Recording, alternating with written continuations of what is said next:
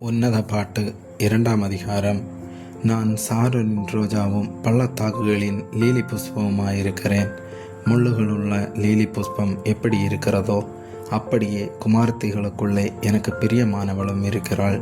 காட்டு மரங்களுக்குள்ளே கிச்சிலி மரம் எப்படி இருக்கிறதோ அப்படியே குமாரருக்குள்ளே என் நேசர் இருக்கிறார்.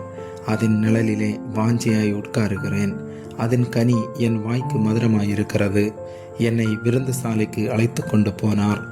என் மேல் பறந்த அவருடைய கொடி நேசமே.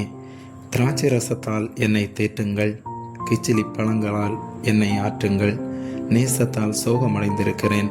அவர் இடது கை என் தலையில் இருக்கிறது, அவர் வலது கை என்னை அணைத்து கொள்ளுகிறது. எருசலேமின் குமார்த்திகளை, எனக்கு பிரியமானவளுக்கு மனதாக மட்டும் நீங்கள் அவளை விழிக்க பண்ணாமலும் எழுப்ப பண்ணாமலும் இருக்கும்படி வெளிமான்கள் மேலும் வெளியின் மறைகள் மேலும் உங்களை ஆணையிடுகிறேன். இது என் நேசருடைய சத்தம்.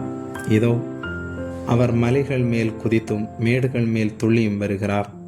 என் நேசர் வெளிமானுக்கும் மறைக்குட்டிக்கும் ஒப்பாயிருக்கிறார்.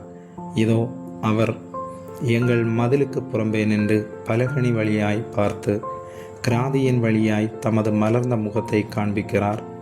என் நேசர் என்னோட பேசி, என் பிரியமே, என் ரூபவதியே, எழுந்து வா. இதோ மாரிக்காலம் சென்றது, மழை பெய்து ஒளிந்தது, பூமியிலே புஷ்பங்கள் காணப்படுகிறது, குருவிகள் பாடும் காலம் வந்தது, காட்டுப்புறாவின் சத்தம் நமது தேசத்தில் கேட்கப்படுகிறது. அத்திமரம் காய் காய்த்தது, திராட்சை செடிகள் பூ பூத்து வாசனையும் பரிமளிக்கிறது. என் பிரியமே, என் ரூபவதியே, நீ எழுந்து வா.